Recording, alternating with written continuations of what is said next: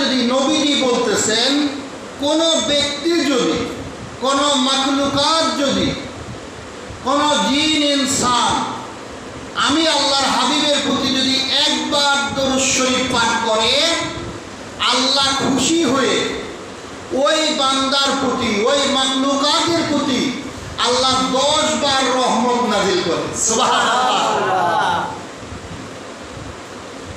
লাভ না লস? আমরা নবীর প্রতি দরুদ পাঠ করলাম একবার, আল্লাহ খুশি হয়ে আপনাকে না চিনলে তো পাঠাইব না, আপনাকে বরাদ্দ করে আল্লাহ নিজে 10 বার রহমত আপনার প্রতি নাযিল করেন। সুবহানাল্লাহ। এটা কি সোজা কথা?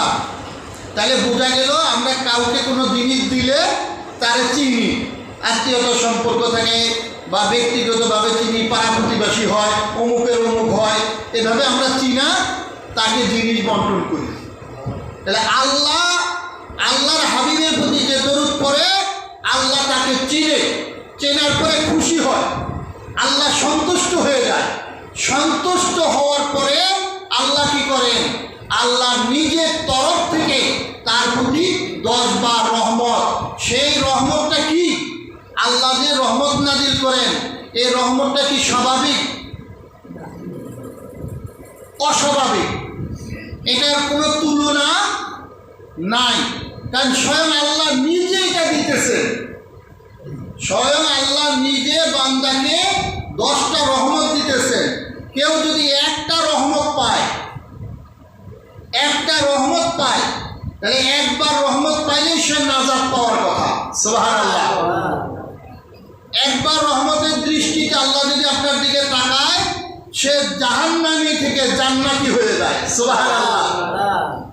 তাহলে আল্লাহ খুশি হয়ে আপনাকে 10 বার রহমত নাযিল করেন। 10টা, শুধু তাই নয়, 10টা রহমত নাযিল করছে, আল্লাহ আরো খুশি হয়ে কয়, বান্দা তোর যে গুনাহ আছে, তোর যে পাপ আছে, লজ্জেশ আছে, যার দরুনে তুমি আমার কাছে ধরা পড়ে দেবা হাসরের ময়দানে, এরকম ধরা পড়ার মতন 10টা গুনাহ আল্লাহ আপনার আমল থেকে মিটিয়ে দেন। সুবহানাল্লাহ। আপনার আমল নামা থেকে আল্লাহ মাফ করে দেন। যে 10টা গুনার কারণে আল্লাহর কাছে আপনি ধরা পড়বেন, এরকম ধরা পড়নেওয়ালা বড় গুনাহ আল্লাহ আপনাকে মাফ করে দেন। সুবহানাল্লাহ। এটা কিন্তু সোজা কথা না।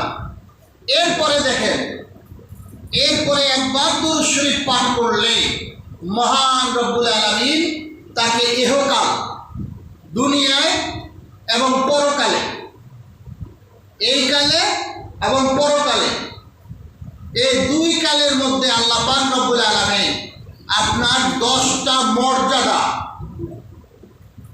আপনার 10টা মান সম্মান, ইজ্জত, হুরমত আল্লাহ আপনাকে বাড়ায়া দেবেন। সুবহানাল্লাহ।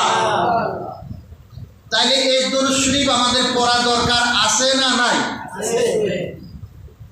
যে যত বেশি দরুদ পাঠ করবে, হযরতে জিবরিল আলাইহিস সালাম, কে? জিবরাইল আলাইহিস সালাম, ফেরেশতাদের নবী। কাদের নবী? ফেরেশতাদের নবী। বড় 4টা, যেমন কোরআন বড়, আসমানি কিতাব 4টা বড়, কোরআন শরীফ, ইনজিল শরীফ, তারপরে হইল কি তাওরাত শরীফ, জাবুর শরীফ। এই 4টা হলো সবচেয়ে 104খানা শরীফ আল্লাহ কিতাব পাঠাইছে, তার মধ্যে এই 4টা হলো বড়। অসংখ্য ফেরেশতাদের মধ্যে 4 জন ফেরেশতা বড়, জিবরাইল আলাইহিস সালাম, ইসরাফিল আলাইহিস সালাম, মিকরাইল আলাইহিস সালাম, আজরাইল আলাইহিস সালাম। আমাদের নবীর উম্মতের মধ্যে, আমগো নবীর উম্মতের মধ্যে সাহাবী, এই সাহাবীদের মধ্যে 4 জন সাহাবী বড়। হযরত আবু বকর সিদ্দিক রাদিয়াল্লাহু আনহু, হযরত ওসমান বিন নুরাইন রাদিয়াল্লাহু আনহু, হযরত ওমর রাদিয়াল্লাহু আনহু, আর হযরত আলী রাদিয়াল্লাহু আনহু। এই 4 জন। সুবহানাল্লাহ। এই তার মধ্যে হযরতে আবু বকর সিদ্দিক রাদিয়াল্লাহু আনহু উনি বলেন, কোন ব্যক্তি ব্যক্তি যদি নবীর প্রতি একবার দরুদ শরীফ পাঠ করে, আমি আবু বকর রাদিয়াল্লাহু তাআলা আনহু রফিকি বিল জান্নাহ, সে আমার বন্ধু হিসাবে, তাকে আমি বন্ধু হিসাবে আমার জান্নাতে তাকে থাকতে দেব। সুবহানাল্লাহ।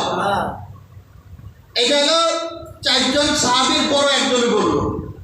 হযরত জিবরাইল আলাইহিস সালাম চার ফেরেশতার মধ্যে একজন বড়, উনি বলতেছেন কোন ব্যক্তি যদি আল্লাহর নবীর প্রতি 10 বার দরুদ শরীফ পাঠ করে 24 ঘন্টায়, একদিন, এক রাত একদিন, 24 ঘন্টার মধ্যে যদি 10 বার দরুদ শরীফ পাঠ করে, আমি জিবরাইল আলাইহিস সালাম আল্লাহ পাকের কাছে সুপারিশ করে তাকে জান্নাতে না পৌঁছা পর্যন্ত আল্লাহর কাছে আমি দোয়া করতেই থাকবো, ক্ষান্ত হবো না। যতক্ষণ আল্লাহ তারে মাফ কইরা দিয়া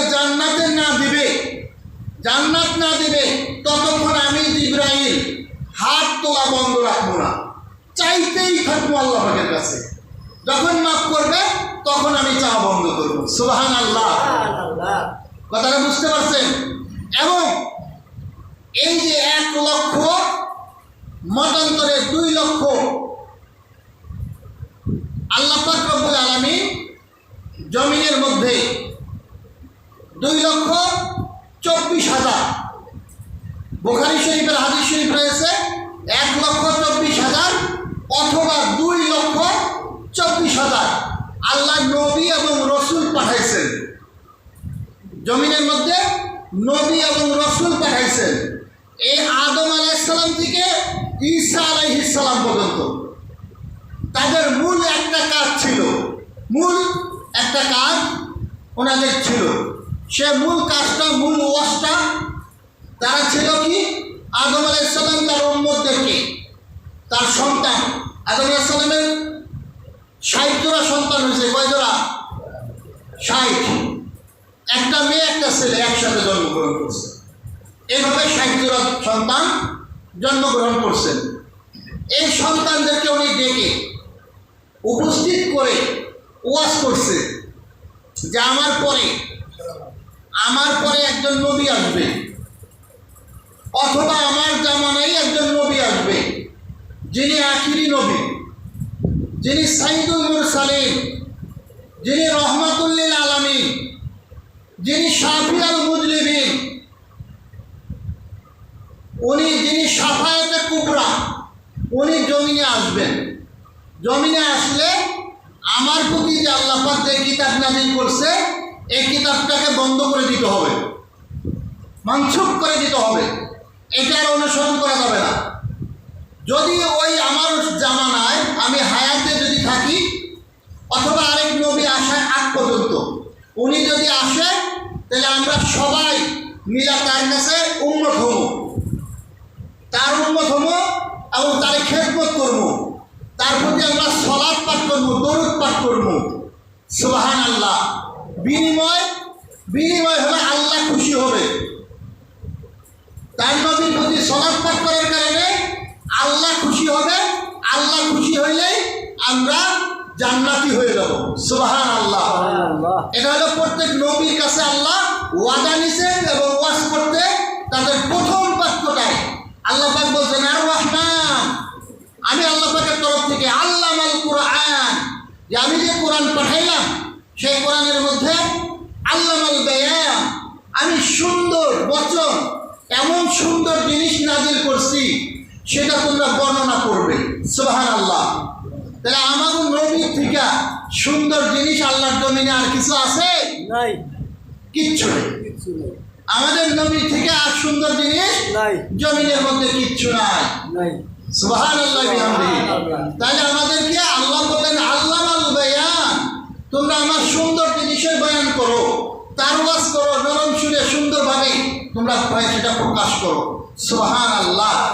তাহলে চিন্তা করছেন, তাহলে আমাদের দরুদ শরীফের এত মর্যাদা, এত দাম, এত ফজিলত। একটা ঘটনা মনে পড়ে গেল, না বললেই না।